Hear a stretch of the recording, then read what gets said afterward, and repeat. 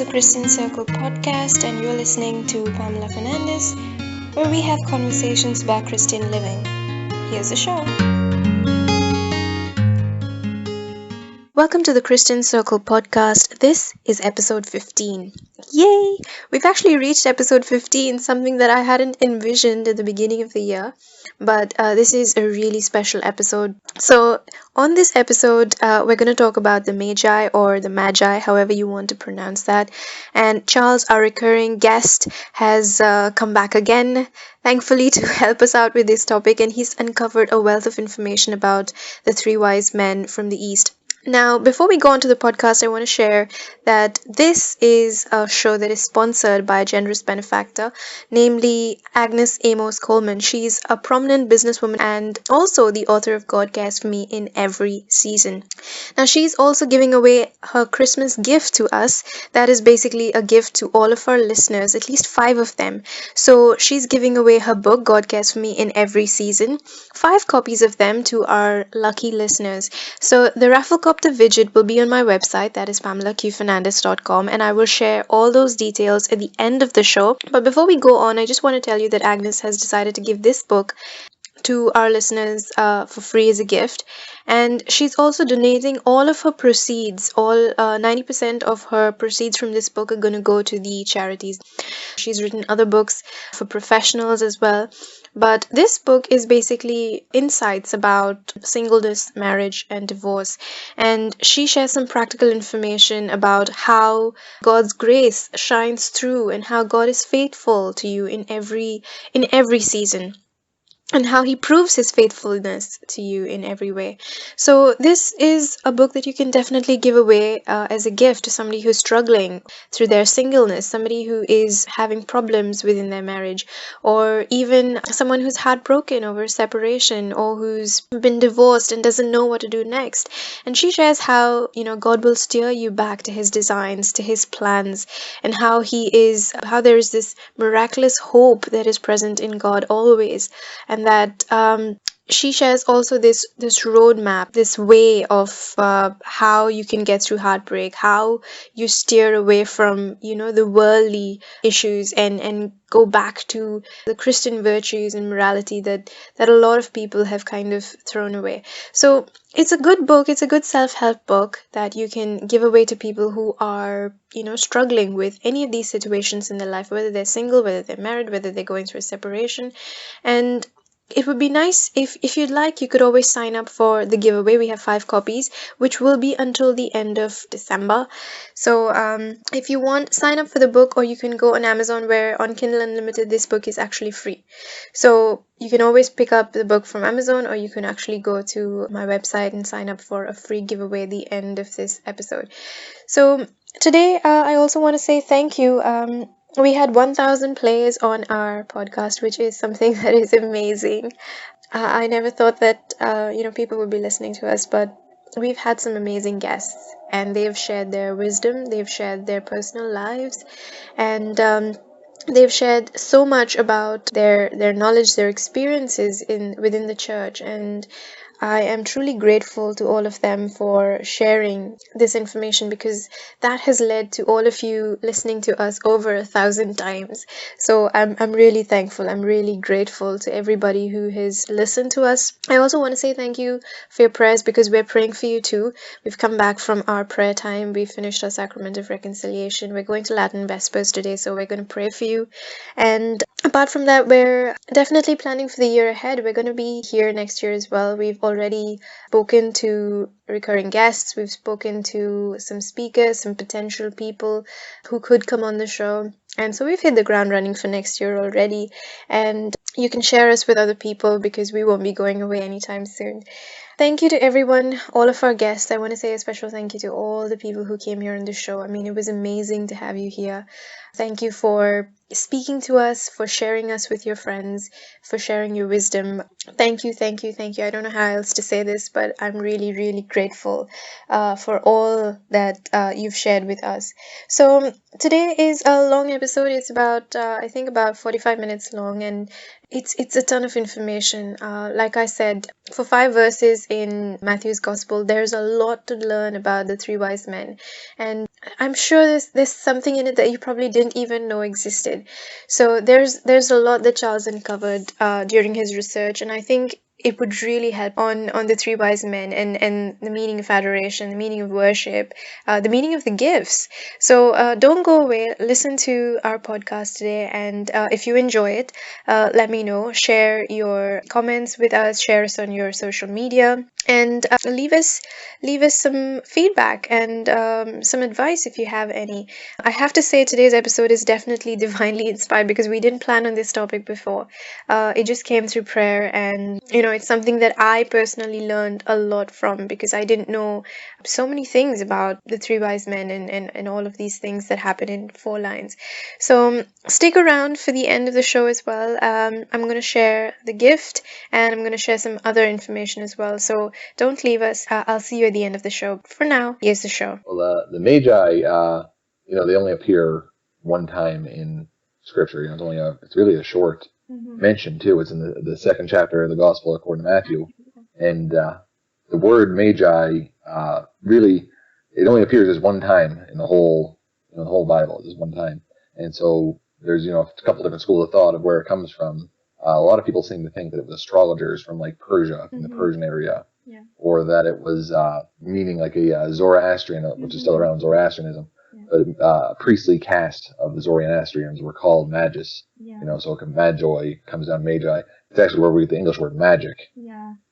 And so that's where they kind of come from. They come from the east, and they told Herod when they arrived in Jerusalem that they came from the east, and they seen the star that rose in the east, and they asked for the king of the Jews. So that kind of gives us a hint that they're not Jews, because the Jews were in the diaspora. They were off in Babylon and Persia, so they were there, and there were some left behind when they come back to Israel. So there's some people that said, well, maybe they were Jews that kind of knew of the Messiah coming and everything, and they come back. But when they come to Jerusalem, they ask for the king of the Jews. And that's a really interesting phrase because you only hear it from the Magi, or from when Pontius Pilate has it nailed above Jesus' cross. That's the only 2 times. Any other time they refer to Jesus, the Jews themselves would refer to Jesus as the King of Israel. So it's that's kind of an indicator that they aren't Jews from, that were left over in Babylon from the time of when they were carried off into exile. So we know they're Gentiles, and they come saying that we've seen his star in the east and have come to worship him. So that begs the question: is how do they know about the King of the Jews to begin with? And I found it very interesting. I recently read by Benedict XVI, Jesus of Nazareth, Infancy Narratives, and it was actually just a couple weeks ago. I finished it, and one of the interesting things he talked about was Balaam from the Old Testament. Balaam in Numbers 22 through 24, he was a prophet. He was Balaam the son of Beor. And this king of Moab brought him in to curse the Jews as the Jews were coming through, as the Israelites were coming through the area, trying to make it to the promised land with Moses.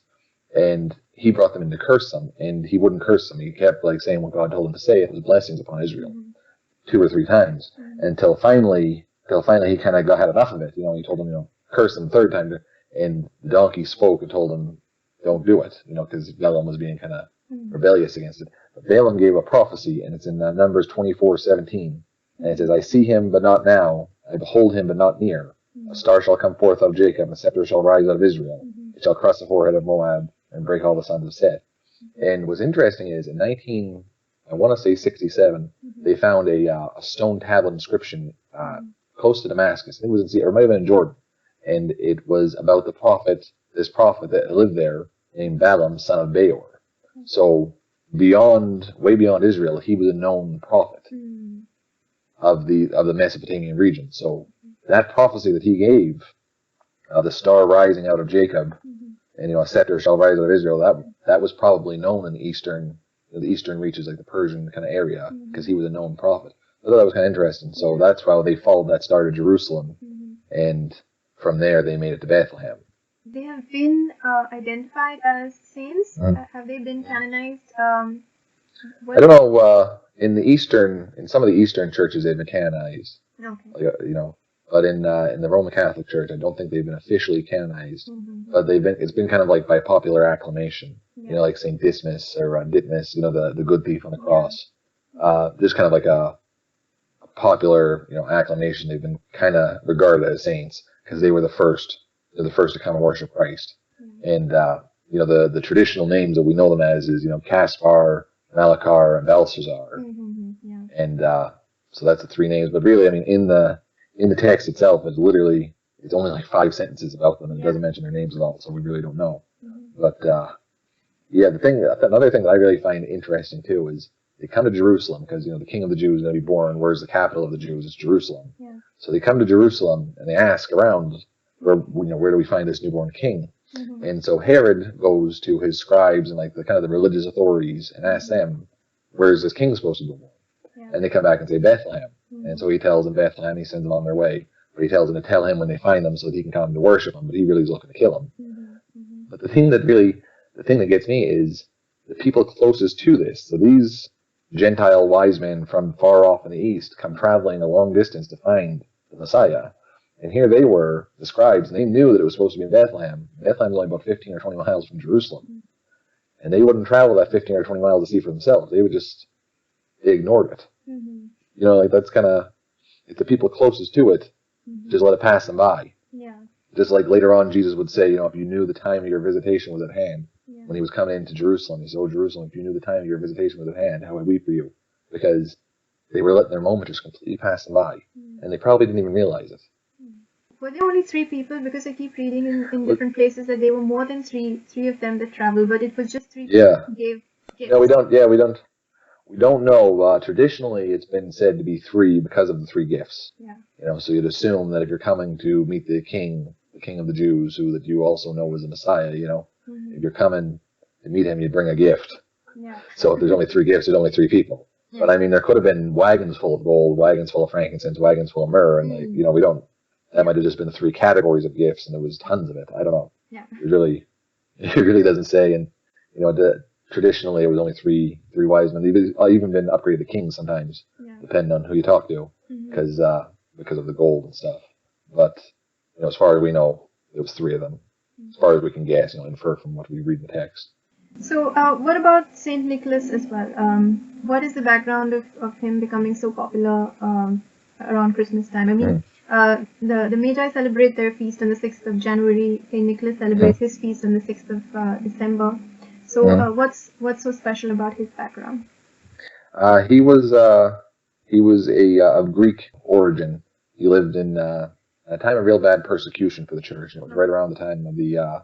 I think his parents died when he was young. He was born around 280, and he died in the mid 4th century.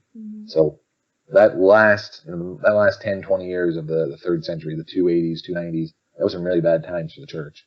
And his parents died at an early age. I don't know if they were martyred or not. I really couldn't find any information on that. But he was raised by his uncle, who was a bishop also. And his name was Nicholas too. And he was raised by him, and he made a pilgrimage to the Holy Land as a young man. And then he come back to Myrna, where he was a bishop, and where he became bishop later on. And he was a great fighter for orthodoxy too, for the right interpretation of what was the word of God at the time that they knew, because they didn't have a fully developed canon yet. For what they understood, what the church passed down through sacred tradition of, especially Christology. He was a very big defender of Christology, because at the time there was this heresy raging called the Arian heresy that denied the divinity of Christ. And St. Nicholas actually went to the Council of Nicaea, that we say the Nicene Creed every Sunday at Mass. He was one of the bishops that signed on to the Nicene Creed to, that Jesus Christ, was the only begotten Son of God, eternally begotten of the Father, God from God, light from light, all that wording to defend that Christ isn't a created creature. Christ is, consubstantial with the Father. And it kind of got heated back and forth, and he ended up punching Arius in the face, legend says. And there's that side of St. Nicholas too. There's the jolly giving kids presents side, and then there's the punching heretics in the face side. So I kind of like the balance there, So St. Nicholas was actually a person who came from a very wealthy family, right? I mean, isn't it said that he disposed of all of his wealth and decided to become a priest? Yeah, after being he inherited a substantial amount of money from when his parents died when he was young. Like I said, and he never really was. It seemed like from everything I've read about St. Nicholas, he wasn't really attached to wealth. He used wealth to fund his trip. He used his substantial wealth because going on pilgrimage to the Holy Land, even though he only lived not that far away in southern Turkey, kind of western Anatolia, even though he didn't live that far away, it was still a regular person, because back then there wasn't like middle class like we think of nowadays. It was poor and there was wealthy. Yeah. And so a regular person couldn't really make that kind of a trip. So he used his wealth to further certain things, but he wasn't really attached to it. He owned stuff instead of stuff owning him. And that's really a good way to look at things, is not to let your material possessions own you. He took and he used what God had given him, and he went on a pilgrimage and he put it towards good things. And then after he became a priest, he must have still had, because the stories of him, there was a few different stories of young women. It was either young women couldn't afford a dowry, or there was young women being sold into prostitution. It depends on the story, Yeah. But he would put gold coins, little bags of gold coins, through their window into their shoes, so that they could afford a dowry. Because if you couldn't afford a dowry, you couldn't get married. And if you couldn't get married, then if you didn't become a prostitute, it was assumed you were a prostitute. So it was kind of a lose-lose-lose for a single woman back then, And he used his whatever wealth he had left after he became a priest to help other people. What does it mean when you have these rich priests from these rich Gentiles traveling 12 months to come and see a babe in a manger? What does it mean that Saint Nicholas gives away all of his wealth and decides to forsake everything for a savior? What does it mean for people like us? Well, it really shows you where their priorities are. I mean, imagine if you had enough wealth to travel from the east in a caravan, like you'd have to cross the desert in a caravan. You brought all this gold and frankincense and myrrh and stuff, and you arrive in Bethlehem, and it says that they went into the house. So it's a little time after Jesus. It's not like the night, because we picture the night Jesus was born. The shepherds are there, the Magi is there, like everyone's all there at the same time. But Herod had all the babies 2 years old and younger killed. During the slaughter of the innocents. So Jesus might have been 2 years old at the time. We don't really know. But he went into the house. So still, Bethlehem's still a kind of a backwater town. And it's where David was from. So that's kind of his claim to fame. But it wasn't a city by any means. And it was a cave. Like they had caves. It's a very hilly area. And there's caves. And if you ever go to Bethlehem, they have where Jesus was born is a cave underneath the Church of the Nativity. And in the Shepherd's Field, there's a cave next to the field.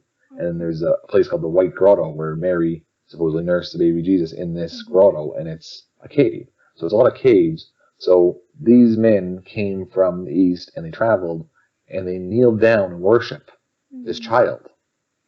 So just the humility just in that, to think that these rich men came, brought these gifts, and bowed down and worshiped him. So I mean, they knew where they had their priorities straight. They knew, even though they were from earthly designs, through earthly eyes, you see them, they're the king of the world. You know what I mean? Like they're on top of the world. But really, this child in this crib here, he is the king of the universe. And they recognize that. And that's their, to their credit, that they recognize that, when the scribes and Pharisees in Jerusalem didn't even make the trip to Bethlehem. The same with St. Nicholas. He was willing to give it all up to become a priest and then to become a bishop. And through that, he fought for orthodoxy, like I said, at the Council of Nicaea. So it all kind of, if you follow God's will, your path will take you where God wills you to go. And so he was meant to be there to stand up strongly for the orthodoxy of the proper Christology. And we have him to thank to this day. That's 325, what is that, 1700 years ago? And to this day, we're still saying every Sunday, begotten, made consubstantial from the Father, The gifts that were given given to the baby Jesus, and I know this because there are several paintings which suggest that Jesus was not a baby, but not even an infant. He was probably much older. Because they keep referring to him as sitting on his mother's lap. So he's a much bigger child. But what is the significance of the gifts that, what is the significance of the gold and the myrrh and the frankincense that was given to him? Right. Well, gold, obviously, we know what gold is. Gold's been currency for since the beginning of time. But frankincense and myrrh is kind of lost in as modern culture, especially. You don't really know it.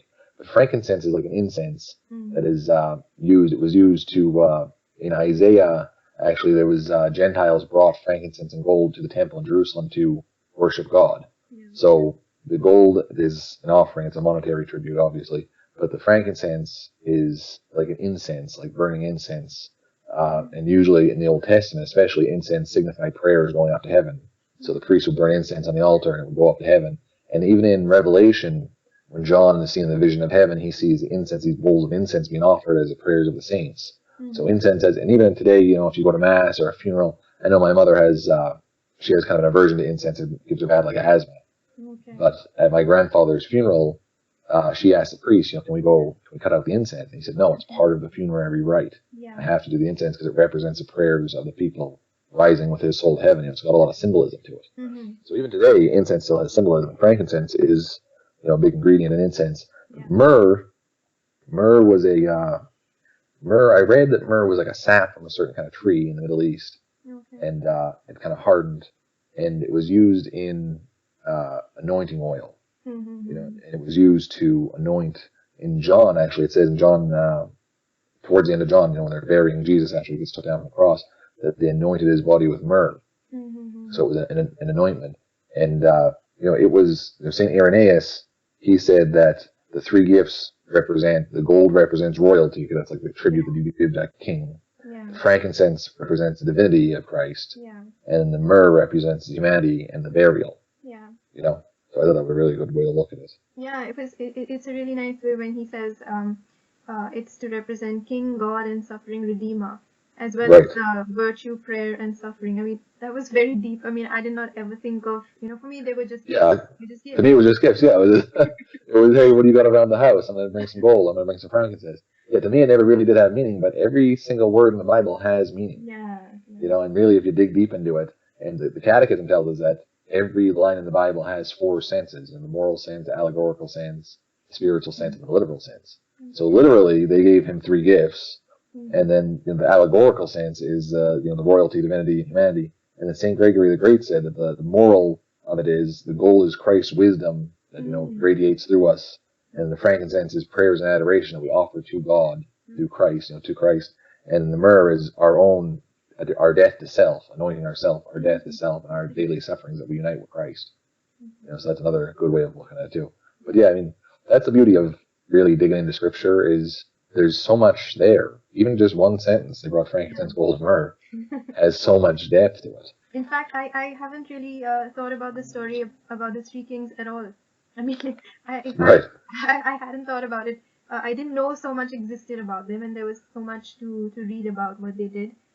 Because there were just a few lines there. Right, yeah, just, I think it's literally like 6 verses. It isn't entirely any.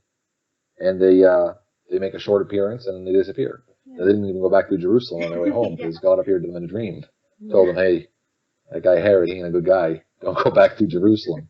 Because I love in the very first line in the second chapter, is it it's third, the third line. It says, when Herod the king heard this, he was troubled, and all Jerusalem with him. Because Herod was such a bloodthirsty man. He had already killed 2 or 3. By this point, he had already killed 2 or 3 of his own sons that he thought had designs on his throne. So then the people here hold on, there's a king of the Jews, and it's not Herod or his sons. So they all went into panic, basically. The whole city, because they thought this is going to be a bloodbath. And it did. It ended up being a bloodbath, but not in Jerusalem, in Bethlehem. And if you go to Bethlehem, right outside the Church of the Nativity, they have this kind of reliquary, and it's bones. It looks like children's bones. And it's a memorial to the hundreds or thousands of children that were slaughtered in Bethlehem. I don't know if it's their actual bones or not. I really didn't have a plaque explaining it very much, but it was really moving when you see it, because you read about things that happened thousands of years ago, and you're kind of disconnected by time and space from it. But that was a real event. Those were real children. Those were real parents. Yeah. It's really sad when you think about it.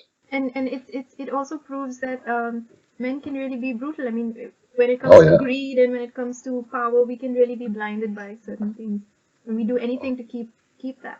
Yeah, anything to hold on to that power. And he ended up dying. Herod didn't last much longer after Jesus was born, because they go off to Egypt. And it doesn't say how long they were there, but they were off in Egypt, and then they were back. It doesn't say exactly, but when Jesus was 12, so less than 10 years. Mm-hmm. But a lot of scholars say that Herod died. They say Jesus was born maybe 3-4 BC. Mm-hmm. The calendar was kind of off, and they developed the calendar later on. But 3-4 BC was when Jesus was born, and then Herod died in 1 or 2 BC. Mm-hmm. So it was only a couple of years later that Herod died, according to history. Mm-hmm. So, I mean, all that, killing his sons and killing all the children in Bethlehem, and it done no good. Yeah. In the end, we all have to, it says in Hebrew, it's appointed a man to die once and then the judgment. And I wouldn't like to be Herod on Judgment Day. The Magi were actually warned in a dream, right, about not going back. Yeah, about don't go back. And dreams play a big role too in Matthew. If you notice, And Matthew doesn't have the Annunciation like Luke does. Yeah, yeah. Because when you read Luke, the infancy narratives in Luke, the first couple chapters, it's obvious that the Virgin Mary is his source for what he's writing, because he says a few different times that, and then she pondered these things in her heart. So it's kind of, he was probably sitting down with Mary afterwards and writing down, he was using her as a source. But Matthew doesn't have any of that. Yeah. But Matthew does have Joseph being told in a dream that Jesus is born of God. Don't worry about taking Mary into your home. This baby's going to be the Savior, and call him Emmanuel. And then the Magi have a dream. Don't go back through Jerusalem. And then Joseph has another dream to go to Egypt. And then when he's in Egypt, he had a dream to come back from Egypt. And then coming back from Egypt, he has a dream, don't stop in Bethlehem because there's a new ruler that's more bloodthirsty than the earlier one. Go to Galilee because it was relatively more free in Galilee. And you're having an easier time up there, so he went up there. But if you think about it too, Matthew was written towards a Jewish audience, and dreams played a big part, especially in the Old Testament. You got Joseph with the dreams, and Abraham had dreams, and all these different things. So that really, Matthew really plays up the whole dream aspect of it. God appearing through dreams. Since we're talking about giving gifts from the Magi, from St. Nicholas, what are some of the ideas that you have about putting Christ back into Christmas? Not just for kids and adults too, because we somehow we've lost this tradition of Christmas. It's now Xmas, it's now Giftmas, it's now everything but but a spiritual aspect. Yeah. So how do we reverse this trend in a family kind of way? Right. I think the best way to put Christ back into Christmas is to put Christ back into your daily life. 365 to have a personal encounter with Jesus Christ, because Christianity isn't just a religion of the book. We're not just a religion of reading a bunch of words or going and saying certain prayers or doing certain tasks or chores or offering sacrifices like the Roman pagans, like just go offer a couple of goats and you're fine. Ours is a religion of encounter. Pope Benedict XVI said that Christianity centers on a personal encounter with Jesus Christ. And without that, I know myself personally, I converted to Catholicism in my heart like 10 years ago, but it took a while to get through the whole actual getting to the conversion process. But when I first started RCIA, it was purely an intellectual thing for me. Like I believed, I believed what they said, and I believed in the doctrines of the church, and okay, I'm on board. But it was through the RCIA process and through the constant praying and the prayers as groups and the prayers by the priests and the prayers as a community and then I started praying daily and increasing my prayer. I really had a personal encounter with Jesus. And it's not just an intellectual pursuit the way that I know Thomas Jefferson, or I know Abraham Lincoln, or I know these people from history. I know them through through what I've read about them. I know Jesus because I've encountered him. And I think that's the number one thing is you have to have an encounter with Jesus Christ. You have to put him into the center of your life all year long, and then doing it for Christmas comes easy because it's another one of the 365 days. But I think because I heard the priest say, my priest say last year, my Father Robert, he said that everyone was here for Christmas and they had 10 masses at my church and a tent outside for the overflow. And he said, just so you know, there's 52 Sundays in a year and we're open for all other. We're still here, so come on back. So that's the thing too. Is invite someone to come with you to Christmas Mass, and it's pretty easy to get people to come for Christmas and Easter. That's the easy one. Yeah. But then invite them on Epiphany, invite them, Christ the King, invite them on these different feast days and holidays that we celebrate, the kind of the bigger, more festive, not just an everyday Sunday. You should be going to church every Sunday anyway, but if you really put Christ at the center of your life, you'll want to go to church every Sunday. Yeah. It isn't an obligation; it's an opportunity, and I think that's where it really has to be. Is we have to really focus more on Jesus Christ. Another thing too, if you have kids.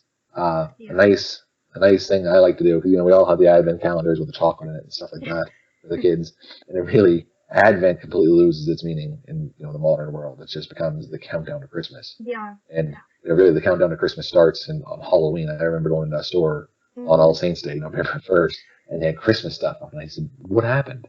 When did it start? 4th of July is over, and Halloween decorations go up, and then Halloween's over, and Christmas decorations. It's like we live in a constant holiday." Yeah. And the Advent season has completely. But I think if we really kind of bring back Advent and really celebrate that because there's the dual aspect of Advent. There's the groaning anticipation of the Messiah coming that Israel waited for. That's why a lot of the readings are from Isaiah for the first reading. That kind of the Messiah is coming, and the gospel reading usually is like John the Baptist out preparing a way in the wilderness or things like that. And then also the other aspect of it is Christ will come again, and we forget that sometimes. Our evangelical brethren don't forget that. They remind us every day. But especially more liturgical Christian, Catholics, Methodists, Lutherans, we can kind of forget that Christ is returning. Yeah, that's the long-term goal here is the return of Christ. And even when the priest says the Our Father, he says, as we wait in joyful hope for the coming of our Savior Jesus Christ. And in the memorial acclamation during the Eucharistic prayers, Christ has died, Christ has risen, Christ will come again. Mm-hmm. And I think if we bring back Advent and really celebrate Advent the way it's supposed to be, 4 weeks of joyful anticipation of the coming of the Messiah, the memorial of it, the coming of the Messiah in Bethlehem 2,000 years ago, and also the anticipation of the imminent return of Christ, because the Catechism tells us that since Ascension Thursday, 50 days or whatever it was, 10 days after Pentecost, since Ascension Thursday, the return of Christ has been imminent, and it still is. So, Jesus could come back tomorrow, it could be 1,000 years from now, but he will return because he's good to his word. And so I think if we bring back Advent and make it not just about opening a little cardboard calendar and getting a piece of chocolate, and make it more about the actual, this is why we're doing this. And then I like to take and read, we light the Advent wreath on, every Sunday of Advent and whenever we get together as a family on, nighttime, and read a little bit from Isaiah, from the book of consolation in Isaiah. That's when Isaiah was telling them, you're going to be took off into captivity in Babylon, but don't worry, here's why. And the why was the Messiah. And so I'll read like a couple of verses from each one of them, or read John the Baptist saying, prepare a way in the wilderness. Or even Jesus when he got off in Nazareth and he said, this has been fulfilled in your hearing today. When he read that from the scroll of Isaiah. I like to read a lot of Isaiah during Advent. And just a little bit every night with the kids, and it really it makes it less of a countdown and more of just kind of they're focused on, it isn't about, in 21 days we get to open our presents, in 19 days more it's in 20 days Jesus is coming. And so I think it centers the mind more on what Christmas really is all about. Christians say that all the time too, and Christmas is all about Jesus, and he's the reason for the season, all these catchy little catchphrases. But then we fall into the commercialism of just buying tons of gifts and not really thinking about the actual literal reason for the season. And there's I don't know, when Advent begins, the readings all change to being more watchful, more alert. The time is coming. Yeah. The sense of urgency is far more than you would have at Easter or any other time. Because especially them last few Sundays leading up to Advent. Yeah. The readings are, because that's the end of the liturgical year, because the first Sunday of Advent is the first, the Happy New Year for the liturgical calendar.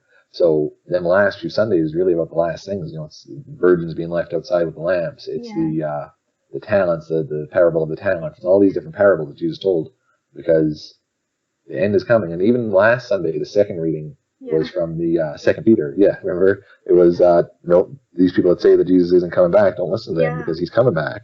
Yeah, because there was a heresy spreading around that Peter was writing about, saying that they don't worry about it, Jesus isn't returning. And he was saying, no. Things have happened. Like they were saying that nothing ever happens. God doesn't ever judge people, and the world's going to go on, continuing on like it always had. He reminded them of the flood. He reminded them of Sodom and Gomorrah. There's been judgments in the past, and this present age will come to an end at some point in time. We don't know the day or the time. Yeah. But when it does, watch and be ready. And one of the aspects of being ready is the Sacrament of Reconciliation. And for some reason, a lot of Catholics do that only twice a year, but then... Right. I don't know why either. It's such a gift. I dreaded it when I was converting, because I was baptized at 3 weeks old in a Presbyterian church in New Jersey. So I was baptized at 3 weeks old. I converted. I was 30. I was 31 or 32 at the time. So that's a span of 30 years of now I have to go in and, first off, I have to make a list because I can't remember all this. And sitting thinking back, oh yeah, I done this, I done that, making a list. Now I have to go and tell the priest all this. And when I went in, I dreaded it too. This really was holding me back. I can't do this. I can't do. And I went into Father Marino, and I had this list in front of me, an actual list, like a Santa Claus list. And I read them all off. And he looked and said, "Okay, that it?" I said, "Yeah, that's it." He said, "Okay, for your penance." I can't remember what it was. And say an act of contrition, All right, then he prayed the prayer of absolution over me, and it was like a weight was lifted off me. But when he said, is that it? I couldn't believe it. Like, I thought he was going to punch me when I was done. But it really is. I don't know why people don't utilize it more often. It's such a gift to hear, through the ministry of the church, I grant you peace and pardon. But I just love that, the prayer of absolution. God sent his Son into the world for the forgiveness of sins. Through the ministry of the church, I grant you peace and pardon. I absolve you of your sins in the name of the Father, Son, and Holy Spirit. And it's just like the second I hear that, it's it's like I feel like a feather. Yeah, and you feel good about it, and that's the thing, that the gift is free. I mean, and so we should be able to give it. We should give away that mercy freely to other people, since we've received it at no cost. But we still struggle on both aspects, receiving that gift for free and giving it freely to other people as well. Yeah, that's true. Everyone walking out of confession has a spring in their step. Yeah. And the second they get in the parking lot, if someone cuts them off, they don't. I get that. That's a hard one. Forgiveness is a hard one, because you get it for free, and you have to give it away. And forgive us our sins as we forgive those who sin against us. Right, the Lord's Prayer. Yeah, it's a tough one. But I guess that's just human nature. But that is, the struggle is real. I said the struggle is real with that one, forgiving others as we've been forgiven, because how have we been forgiven? Totally, freely, without cost. So that's what Jesus said, forgive others as you have been forgiven. He didn't forgive us with a running tally. There's no tab that we have to pay. There's no, we don't have to say 10,000 Hail Marys. We've been forgiven. It's free. And so then we have to forgive others in that same manner. And that's so difficult sometimes. But it has to be done. Yeah, it has to be done. And the Sacrament of Reconciliation, if you can get it done in December, you can actually start incorporating it through, making it a habit regularly. Because 3 months later, it's going to be Lent. And then 3 months later, you can always do it again. So you can start with Advent and make it a part of your spiritual. Yeah, I try, for the last few years since I was received in the church, I've tried to go I tried to go weekly, but it's just hard because a lot of churches only have it for an hour on Saturday and an hour on Wednesday. And so it's difficult. If you can get near in America, they have Newman centers by college campuses. It's like a Catholic center. And usually a Newman center has 7 days a week confession. College students need a lot of confession. And, but if you can get to a Newman center close by, I was in New Mexico, there was one close by, but in Arizona, the closest one to me is 20 miles away, so it's kind of difficult. But I try to go every couple of weeks. And, I found out that John Paul II would go almost daily. Because it doesn't just have to be mortal sins. You can confess venial sins. But the act of contrition and at the beginning of Mass absolves you of your venial sins, and so does receiving the Eucharist. But you can go, if you're struggling with something, like anger issues or greed or lust or envy or whatever, if you're struggling with that, you can go and talk to the priest. And they usually give pretty good advice too. I was told a couple of years ago, it might have been last year, I went in and I confessed that I lost my temper with my children again. They were bickering back and forth, my 8-year-old and 6-year-old, and fighting in the back seat, and I just yelled, stop it! And I felt bad because everyone went dead quiet in the car. So I said, all right, it wasn't a mortal sin, but it was just, as I struggle with, it's just, anger issues and people cut you off in traffic, stuff like that. And the priest told me the struggle against sin is difficult, but it's worth it. Always fight against the temptations. Always fight against the urges. Always, kick against them. Don't give in to them, because the struggle is worth it, and you can overcome with Jesus. I thought that was just great advice. No matter what you're going through, if you're an alcoholic or if you've got, like I said, gambling problem, whatever, struggle against it. Don't just give in to it. Don't just say, oh, that's who I am. Fight it. Yeah, that's fantastic. And with the Sacrament of Reconciliation and receiving the Eucharist too, because that strengthens you too. If you do that and you fight against it with the grace that God gives you, you can overcome it. You don't overcome it. Jesus overcomes it. But you have to pitch in. You have to get your, roll up your sleeves, get in the trenches. Apart from him, you can do nothing. Right. And with him, you can do anything. Anything, yeah. Right. Since you spoke about adding prayer, can you just give a few tips on how small things that people can do gradually to increase prayer time? Right. I can't remember what it was on Facebook or someone said, if you had, this is, right when I first started, I said, hey, I first seen this. If you had today, just the only things you had today was the things you thanked God for yesterday, would you be rich or poor? And I thought to myself, I wouldn't have anything. I didn't thank God for the clothes on my back yesterday. And so I would just be standing out in the field with nothing. But so I started being more thankful and really thinking about it. And I can't remember, there was a priest that was came by to teach one of the classes at RCIA, and he taught us, he said the nuns taught him when he was young. I guess it was a common thing back in the day, but I had never heard it before. And it was Acts, ACTS. It was adoration. It was like when you enter into prayer, you're going to pray, like take 10 minutes in the morning and do this. Oh, yeah. Adoration, so just adore God and just spend a few moments praising God. And then C was contrition, so just for whatever you've done, ask for forgiveness for any kind of sins or any kind of failings you've had. And then T was thanksgiving, so just thank God for whatever you have, everything you have, like just the pillow you slept on, the blankets you have, the clothes on your back, the sunshine. And then S was supplication, so then ask God for whatever it is you need. But I thought it was a good ordering because the adoration comes first before anything, because God is God. And just the fact that He is God is deserving of our worship. And then the contrition, then the thanksgiving, and at the end is the supplication. Because a lot of times people start off prayer with, Dear God, I need. Supplication. Right.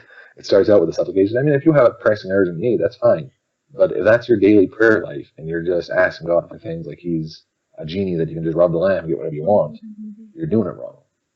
So just take 10 minutes and go through that ACTS, Acts, adoration, contrition, thanksgiving, supplication. I had never heard of it before at all. And it was like a light bulb went off in my head. When he said it, I said, this is terrific. You should write a book on this. And he was like, yeah, someone already did write the book. I think it was Teresa of Avila he was basing it on or something. I said, this is terrific. So I've incorporated that every day since then. And just when you wake up in the morning, before you check your emails or before whatever, say 5 minutes, just pray for 5 minutes. And a few minutes with God. It's worth it. And that ties in with the three wise men as well, because one of the reasons I read somewhere was they were mentioned in Matthew was because of the fact that they adored the Christ, and we have lost that meaning of adoration. We don't do adoration anymore.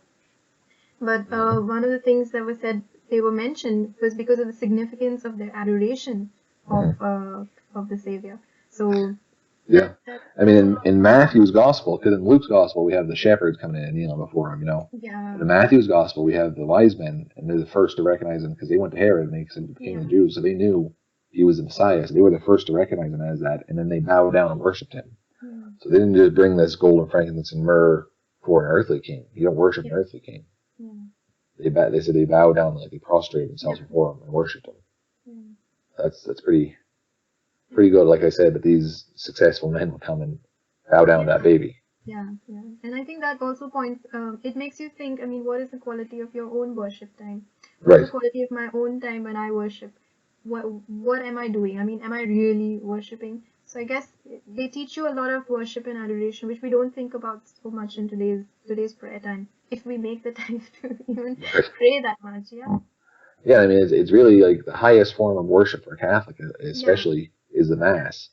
And how often do people go to Mass and just kind of stand, sit, kneel, stand, sit? And then they're just kind of punching in like a time card, like someone at a job that they hate.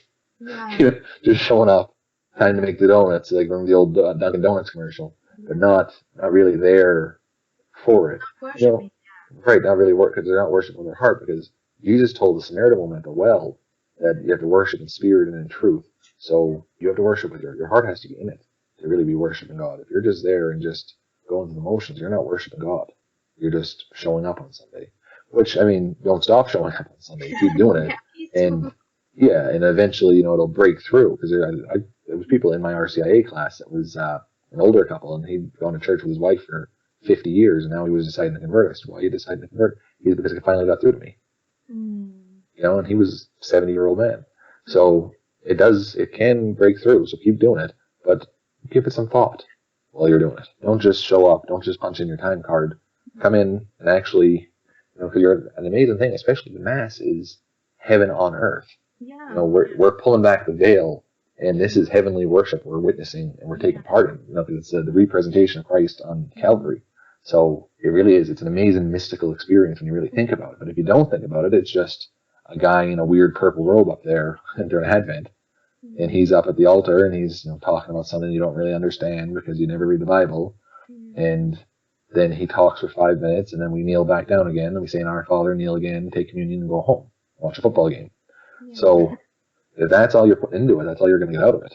And that's the thing. We don't contemplate on what we're really doing, And there's so much meaning in I've been reading some, I think it was The Cloud of Unknowing, and there's so much to contemplative prayer that I didn't know existed, and it meant just staying still, because there was this verse that explained that Jesus told Mary she'd chosen the best of what they were doing, and Martha Just was sitting there busy at doing Jesus' all. feet. Right. Yeah, Yeah. and he never says she chose the better. He says she chose the best, which means sitting at the feet of the Savior is the best thing that you can do, instead of getting busy with all the other activities Right. and all that other stuff. And I never really knew that, because I didn't even know that such form of prayer existed. Yeah, that's why adoration is really like adoration chapels are popping up all over, in America. Yeah, I read a story about in Juarez, Mexico, with the drug cartels and the wars and everything going on down there. It was really bad, and they opened an adoration chapel, 24-hour adoration, and the Bishop of Juarez credits that, because in Juarez, right, like the drug war is still going on in Mexico, but Juarez isn't nearly as bad as it was before, and he credits the adoration chapel. I can testify to this, because in Kuwait we had a single cathedral that was just there for the last 20 years. The moment we had, I think it was a charismatic preacher who came in and said, we need 24 hours adoration, and we started that, and we have 5 churches in Kuwait right now. Right. That was in 3 years of having 24 hours adoration. It just changed the way things were. The church changed. Yeah, when I first became Catholic, too, it was a weird thing. Like, we're just gonna go sit in this room and everyone be quiet. But yeah, it's grown on me a lot, and I have friends in Texas that just opened an adoration chapel at their parish, and they really say it's bearing good fruit there too. Yeah. So I'd like to see that more here. Where I live, currently, there's my parish. They've increased the adoration times. Now there's an adoration chapel, and it's not 24 hours, but I think it's like 9 a.m. to 7 p.m. 7 days a week. That's good. Yeah. So it's not 24 hours yet, but it's getting there. The priests that we have in our parish now, it's a new religious order from Africa, Apostle of Jesus, and the pastor, he really is focused on the Eucharist, and he actually renovated the inside of the church, because it was built in the 80s, and so they had the tabernacle off to the side and stuff, and he moved it back behind the altar and refurbished behind the altar. It kind of looks more like a traditional high altar now, and so we got adoration in the main church on Wednesdays, and in the chapel 6 days a week. I think I don't think it's on Sundays, but it's growing, and it's good too, because it's the more vibrant parishes around the world have adoration. Yeah, I think it energizes the people of the parish, of the whole diocese, really. When a diocese really focuses on adoration, because what are you doing? You're adoring God for who He is, God. And you're just being in the presence of God, just like you said, like Mary sitting at the feet of Jesus. And like I said, it was a very strange thing to me when I first became Catholic, but there's so many different prayer traditions. You don't even have to be Catholic to take advantage of a lot of them, really, because they're ancient. There's been 2,000 years of Christianity, and we have the longest history. But you can be a Lutheran or a Presbyterian and do contemplative prayer, or meditative prayer, or pray the Rosary, or the Chapel of Divine Mercy, or the Chapel of St. Michael. All these different prayer traditions that we have, and you don't have to do all of them. You don't have to do any of them, really. You can pick your own one, but find one that works for you. That's important. There's so many different flavors out there. Some people, I can't do the whole meditative prayer and contemplative prayer. It doesn't. My mind's racing too much. But I can do Lectio Divina, like reading the Bible and reading just one line of scripture and just really meditate on one line. And the same priest that told me the ACTS acronym, he told me he taught us how to do Lectio Divina, but a little bit different. He said, read it the first time just like you would. Read it the second time as if you're kind of like a bird's eye view of watching it, like from the sky, and then the third time read it and pick out a person in the story. You're like Jesus is calling the disciples. You're just a fisherman standing next to St. Andrew when he calls them, and what would you think if you've seen that happen? Like, you're there in the story. It really changes the way you read things, especially the Gospels, and you just kind of meditate on that. And I can do that all day long because it's more of a doing thing. I can't really do the sit and be quiet thing. That's harder for me. But yeah, there's so many different. You just pick and choose what you want, and it's like a smorgasbord of prayer options. It's really a wonderful selection. I hope you enjoyed today's show. I know I did because I learned so much of information that I didn't know about the three wise men before. And if you did too, if you enjoyed this show, if you enjoyed today's podcast, then share your comments. Tell us about it on Twitter or Facebook or on my website. Like us on SoundCloud, iTunes, Stitcher, or even tune in wherever you heard us. It would be really nice to hear from you. Now, on to our Christmas giveaway. So, Agnes Amos Coleman has generously sponsored our show for today, and she's giving away 5 e-copies to 5 of our lucky listeners. All you have to do is go to my website, which is www.pamelaqfernandez.com/podcast. And at the end of the post, there is a Rafflecopter widget. Now, there you can sign up for a copy until the 31st of December. And then via Lucky Dip or Lucky Draw, we will remove or we will pick rather 5 lucky winners who will get an e-copy from Agnes herself about this book. And she will get in touch with you and give you these 5 copies on the 1st of January, which is next year. I can't believe it's next year already. But for everyone who wants to know, this book is basically about insight into singleness, marriage, and divorce. And it's basically free on Kindle Unlimited. So if you feel there's someone who needs this book, somebody who's encountering roadblocks in the areas of singleness, marriage, separation, or divorce, then you could always give them this book as a gift because it would really benefit them. Agnes has written this book from her heart because she's experienced each of these situations. This is written from her personal experience. She's also donating 90% of the proceeds from this book entirely to charity. Take a look at her book on Amazon, or you could also sign up for her free e-copy on my website. So thank you to Agnes for sponsoring today's show, and we wish her all the best for the future as well. Now, to my Christmas wishes. Well, yeah, I want to wish everybody warm, happy, blessed, safe Christmas and a very joyous New Year.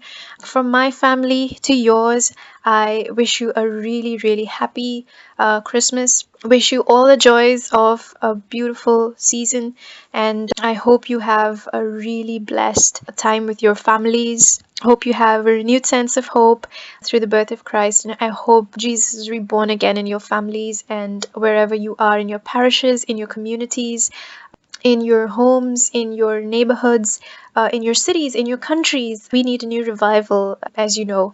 And I just hope that the whole of next year again is filled with hope, filled with promise, and filled with a renewed sense of Christian mission. So thank you so much for staying with us this year. And when we see you, it's going to be 2018. So Feliz Navidad to everybody. Christmas Mubarak. Buon Natale. Have a wonderful Christmas season, everybody. Bye-bye, and God bless you.